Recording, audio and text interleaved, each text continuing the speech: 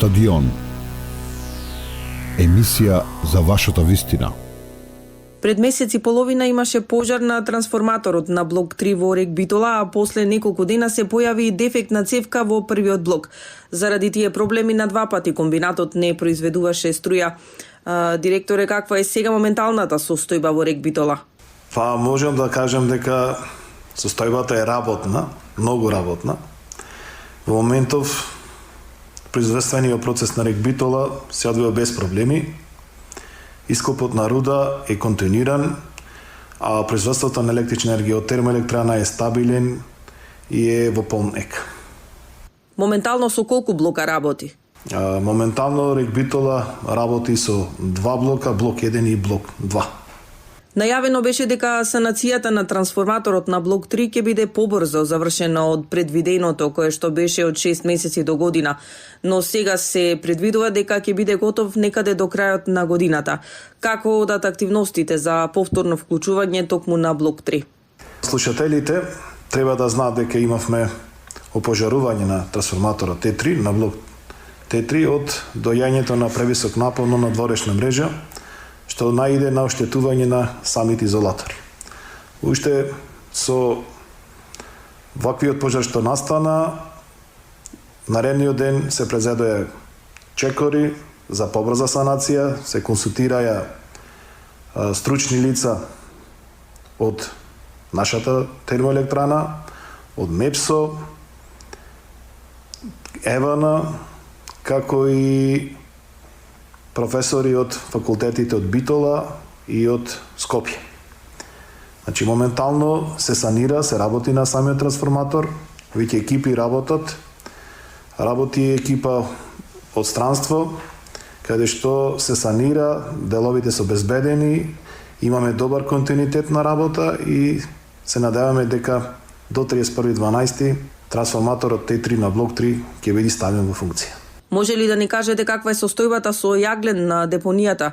Како оди дневно ископот? Значи, имаме ние континуиран ископ на јаглен од рудниците што ги располагаме или експлоатираме.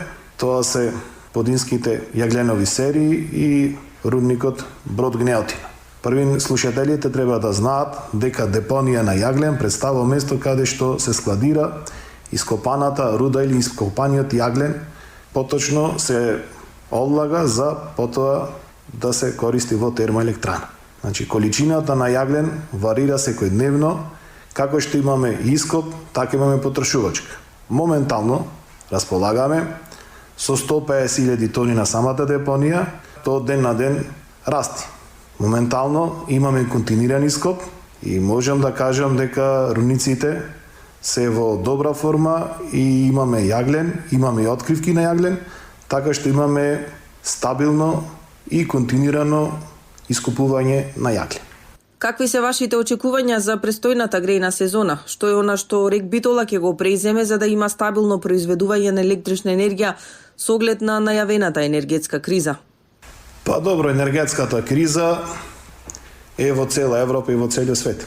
За да се ублажи и се намали ова енергетска криза која се појави во нашата држава, ние како комбинат се вложивме заедно со нашите работници за поголем ископ на јаглен, така што со пуштањето на блок 3, тоа ќе значи дека ќе имаме олеснување на ова енергетска криза.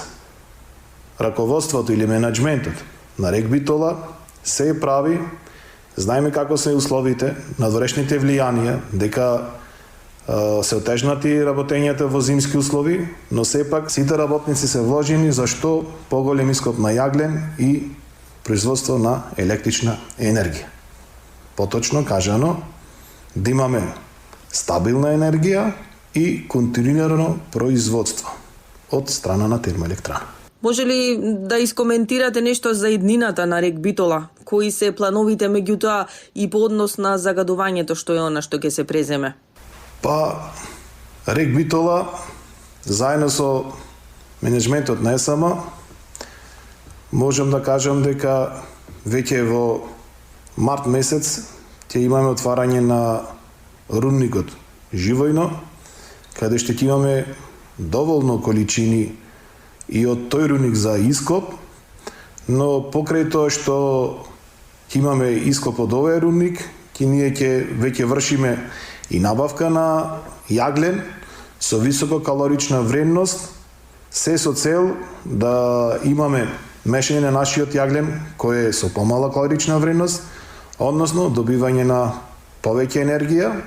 Друга работа, кај би се движела рек Битола или каде би се движела ЕСМ, можам да кажам дека со инсталирањето на фотонапонска централа, со изградба на четврт блок или гасен блок, каде што ќе добиваме со искористување на гасот енергија, можам да кажам дека веќе се движиме кон она што го бара Европа, зелена енергија, додека тука имаме ревитализација на електростатските филтри и каде што ќе се намали емисијата на издувни гасови.